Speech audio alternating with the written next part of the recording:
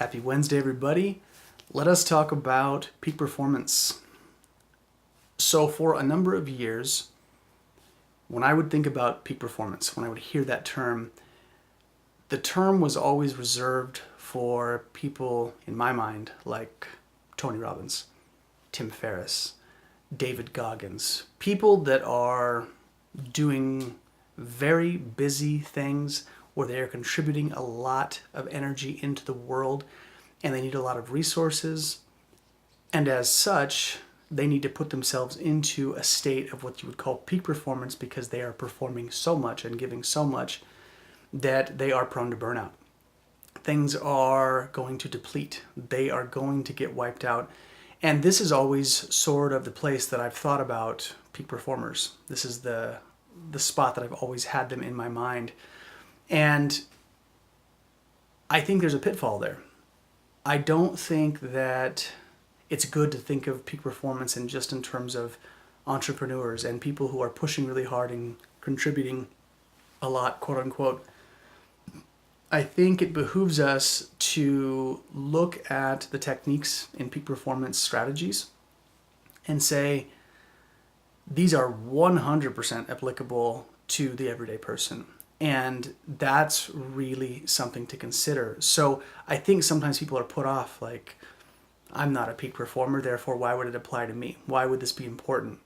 And the reality is when we look at the core tenets of peak performance, what we're looking at is optimizing our physiology, reducing stress, and making some lifestyle choices so that we operate in our fullest capacity, but also maintain longevity and make sure that the things we're doing are sustainable. Because there are lots of things that will give us energy, but there will be a penalty, there will be a cost, and we will be robbed of energy in the long run. And you do that long enough, our core strength is taxed, which means we age faster than we're supposed to. We get sick sooner than we're supposed to. Now keep in mind, obviously, nobody gets out alive. We all die. This is a natural course of life and living. It's part of this crazy adventure we call life. But there are some choices that we can make and things that we can do to mitigate that and ward off death for a little bit longer, if possible. I mean, at least that's what I'm aiming for with a lot of this stuff and why I'm studying it. So, in my interview, the podcast interview tomorrow, I get to interview one of my dearest amigos, Kai Van Bodhi, who I've known for many years now. I actually lived with Kai for 3 years out of the 5 of my acupuncture graduate degree. And as such, Kai and I got pretty close. And Kai and I share a lot of similar threads and passions in terms of seeing the elegance and the profundity of Chinese medicine, but also understanding that there is a challenge and a tackling that has to happen in terms of making this stuff accessible to the everyday person. And that's some of the similar threads and passions that Kai and I share. And Kai has put himself and found himself in a position where he's working with entrepreneurs and high-profile clientele, where he is working with people who are doing big things, and he's taking the tenets of Chinese medicine, making them digestible, and telling people and guiding people on how to reduce stress, optimize their physiology, and make choices that are going to serve them in the long run and not just take from them, because we all do it. And I think what was really nice about this conversation is that this was where I got to see and really understand that peak performance strategies and techniques are applicable to everybody. It doesn't matter what you're doing, who you are, the type of job you have. We can all operate better, and most of us want to. How many of us want to wake up in the morning and say, I'm aiming to feel like shit today? Most of us not. Most of us are saying, I would like to get through this day with energy so that when I get off work or whatever I'm doing, that I have energy for the rest of my life. And that's really important to consider because we're all going to get stressed. We all have stress, and it's for different reasons. Sometimes it's poor food choices. Sometimes it's because of our kids. Sometimes it's bills. Sometimes it's financial stress.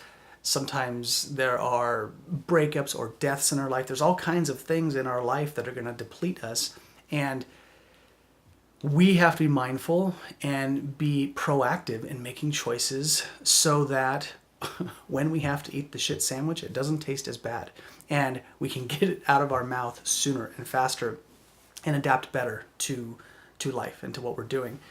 So in this conversation tomorrow, Kai and I get to dive into some pretty cool ideas. We talk about the tenets of tonic herbalism, adaptogenic herbs, which regulate stress in the body, excess or deficient. So if you're running, for example, with high blood pressure, it can bring it down. And if you're running low blood pressure, they can bring it up. And we talk about that in relation to coffee and the benefits of using tonic and adaptogenic herbs over coffee, and the relationship to what that does to our adrenals, and the penalty that we actually pay for some of these things that we do. We also talk about psychedelics a little bit, what role that plays in terms of us looking at life through a different lens so that we can optimize our emotional terrain, not look at things in such a linear fashion. We discuss mind-body practices. We talk about breathing techniques, the practice of Tai Chi, and how absolutely relevant that is to humanity, to modern American culture as well, and why it's so important to understand how this stuff works. And so the conversation goes in a bunch of different directions, but it's all around this core theme of peak performance and what that looks like for people. We get to review Kai's system, what he does, how he works with his clients. And again, the thing I took away from this was this applies to everybody. We should all be considering ways to reduce stress. And the term peak performance, like I said, has a charge to it. But in reality, when we make these choices, better choices and more optimal choices, we do perform better in whatever context of our life that we are actively participating in and actively doing and living. So I think there's some pretty cool threads here. If you guys are even remotely interested, I would say check this out. There are some awesome things to consider in what Kai talks about. And Kai has been a really beneficial human being in my life. I wouldn't be teaching Tai Chi if it weren't for Kai. Kai lived in China for 7 years, I believe, all said and done. He's fluent in Chinese. And the only reason I'm teaching Tai Chi is because Kai was able to act as my translator and go to China and translate for me and have me ask tons of questions, which really pissed Kai off because apparently I ask too many questions when I don't understand the language. Oh, it was hilarious.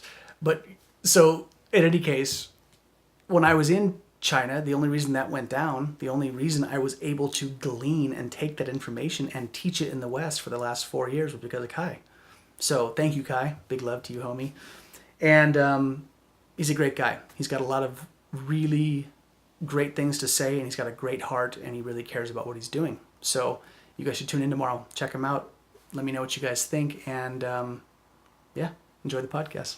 Thanks.